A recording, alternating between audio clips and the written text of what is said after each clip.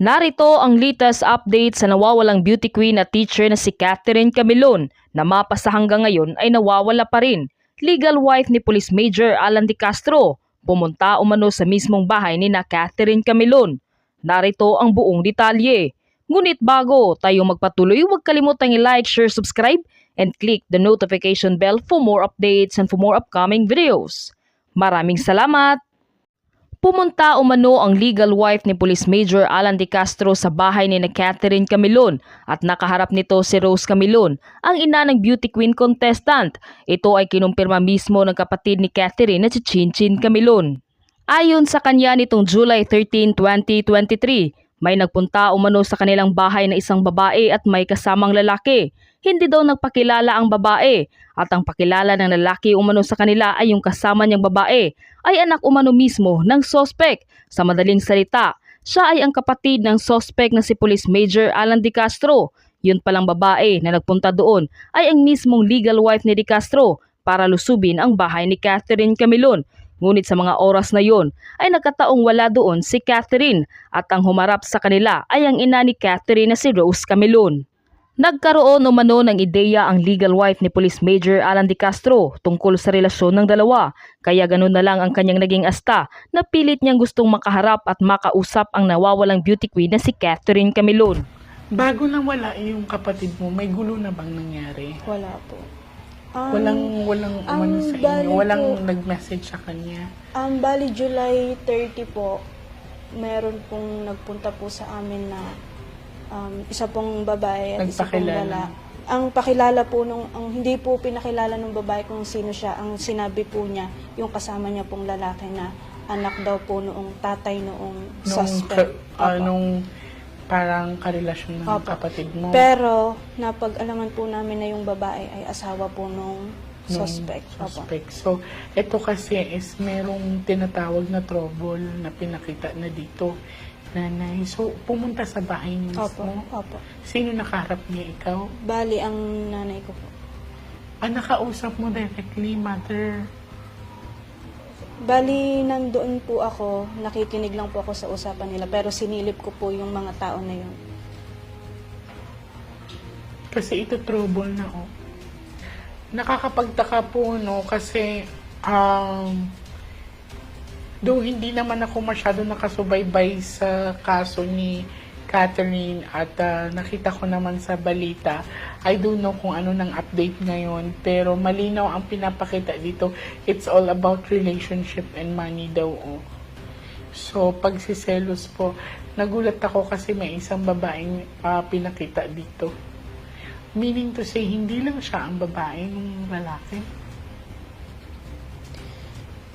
Siguro po kasi po, sabi po ni Catherine, hindi lang siya nagsabi po yung si Catherine sa asawa niya na may babae daw po. May babae pa? May babae po si Alan. Hindi ko lang po alam kung sino pa po yung tinutukoy na babae.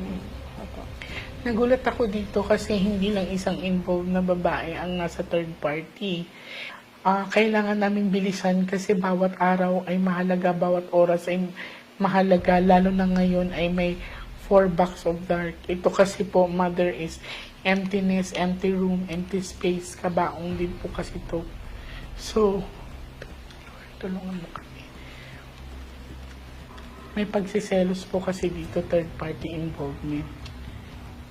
Nakakulong yung anak mo ngayon. This is 4 box of dark.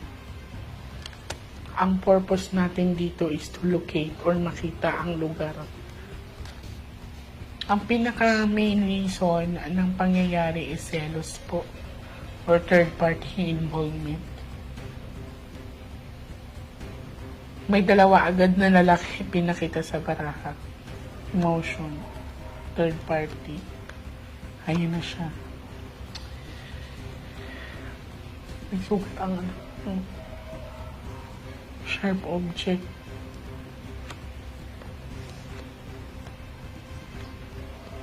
Ayan, oh. Third party.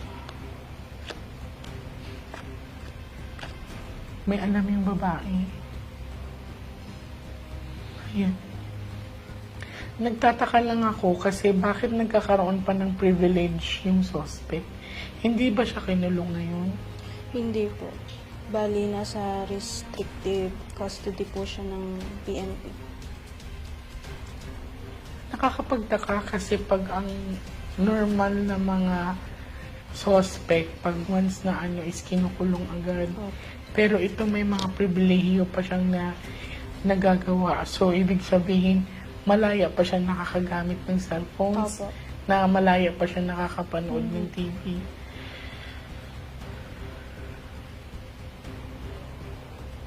Tikom talaga ang bibig niya. So, ibig sabihin, nung nagkaharap kayo, mother, wala siyang sinabi. Hindi mo siya nakatingin sa akin minsan.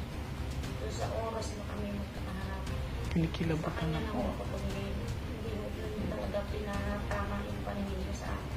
Umiiwas siya sa pagtingin sa'yo. Hindi mo talaga dahil simula ko nung pumasok siya, sa kanya na ako tumingin. Hanggang sa mata ko, hindi mo nagtama ang aming paningin. Hindi talaga siya tumingin. Sharp object. So, ibig sabihin talaga sinasaktan yung kapatid mo. Matulis kasi ang sharp nanay. So, ibig sabihin may sugat ang anak niyo. Dalawa. Okay, third party. So, sa pinakita sa akin dito, isa sa mga dahilan is third party involvement or pagsiselos. Yan. So, ito ay 4 box of dart. Itinago ang anak ninyo. Sa pinapakita sa akin dito, ang tinuturo talaga is karelasyon. Tapos, ang pinakita dito, mother ay 2 lalaki. Ang pinakita mo na dito. Pero ito ay sharp object, meaning may sugat yung anak ninyo. Kung mapapansin niyo po, may sugat siya sa ulo. Look. May bandage. Kalungkutan. So, ibinyahe talaga siya. Ito ay huwag niyong tingnan as, anong tawag doon sa karwahe. So, ito ay huwag niyong tingnan as karwahe. Tignan niyo to na sasakyan. So, ito ay kalungkutan. Tignan niyo po. Mabuti. Opo. So, ito po ay nagkaroon na talaga ng idea yung asawa regarding sa kanila ni Kat, no? Yan. Mother, makukuha natin ang hustisya. Tingnan nyo. May babae dito, tapos ito ay itim na, ano nakikita mo? Pusa. So, itim na pusa serve as Bad luck. bad luck, bad omen. So, ibig sabihin, talagang, ito kasi is pagtalikod, no? Ibig sabihin yan is pagkawala. Yung ibig sabihin is paghiwalay. So, ayaw pumayag nung lalaki na Hiwalay po siya. makipaghiwalay si Kat. So, yun ang isa sa reason kasi isa sa mga dahilan is ito ay kung mapapansin mo, darling, pera kasi yan. So, nag-invest na siguro yung guy sa kapatid mo. Kumbaga, syempre pag nagmahal tayo, nagbibigay talaga tayo ng suporta. So, ayaw siyang payagan. No? At saka ito, wag niyong tingnan as a sword. Sino lang ba ang may dalang armas ngayon? Yun pong lalaki. Nakukuha mo? Sinasabi ng baraa. O binyahin nga. Naalala mo to, Kuntis. So, maaaring may issue din dito ng pregnancy. Ikot-ikot yung ate mo. Yung kapatid mo nakipaglaban talaga siya. Madilim. Pag-iisip. Kikinikilabutan ako.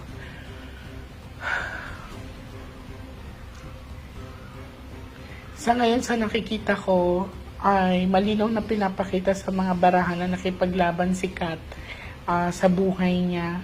At merong pinapakita din dito na may babae nagdadalang tao. And then, sa pagbiyahe, ang kinakatakot namin ngayon is maaaring ibiyahe ulit si Kat or itago ulit. Kasi meron ditong pinapakita ng pagbiyaheng panibago. Tapos, dilim, ibig sabihin madaling araw. Opo. Mapapansin mo. Bali, Miss J, paano po kung halimbawa yung ito dito? Kasi buntis po yung asawa niya, Buntis yung asawa niya. yung lalaki. Maaari ito yung asawang buntis. Ilang months na daw yun siya? Hindi po namin alam. Paano mo nalamang buntis? Kasi sa mga balita po, nabuntis Sa na TV? po. Hindi po sa TV.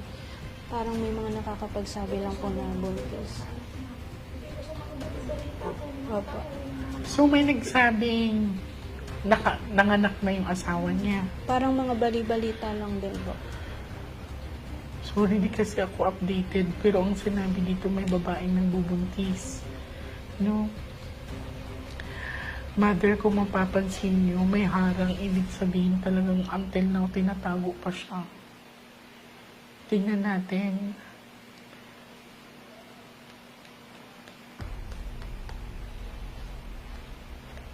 Malinaw talaga ang pinakita dito ay walang ibang tinuturo na salarin sa gumawa is yung naging karelasyon ng kapatid mo.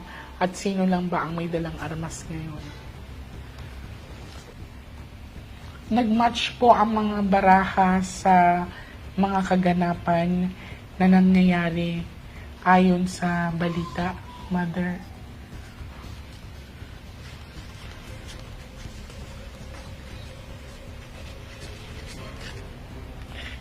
Kayo po ba ay binibigyan ng proteksyon? Opo. Meron naman po.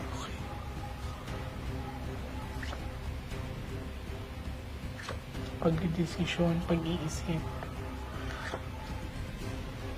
Tingnan mo. Opo. Nahuli na talaga sila.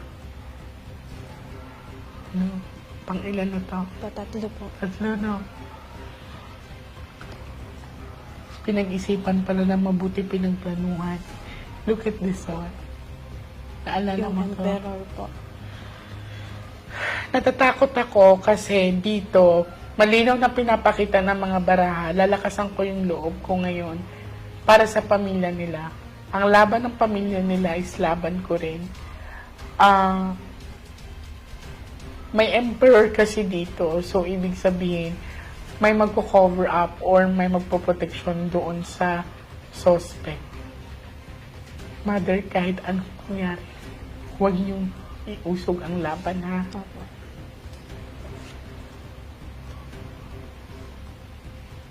Ano ito? Pera. Opo. Pinakita dito is bird. No? Ano ba ang feature ng bird? Sila ang nagbibigay ng... Kung mapapansin nyo, Mother, ano ba ang ibon dati? Sa unang panahon. Sila ang nagbibigay mensahe. Di ba tinatalian ng ibon? Opo. Tapos, naghahatid ng mensahe. Ibig sabihin, may exchanging of messages ito. Ibig sabihin, hanggang ngayon, may communication siya doon sa pangyayari. Yung pang-spray. Puro pera. Tingnan ito. Ano pang... Kasunduan.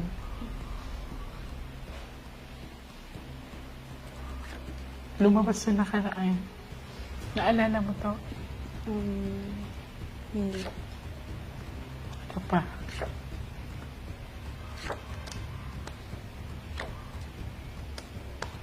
Naalala mo yan? Ang pagbagsak.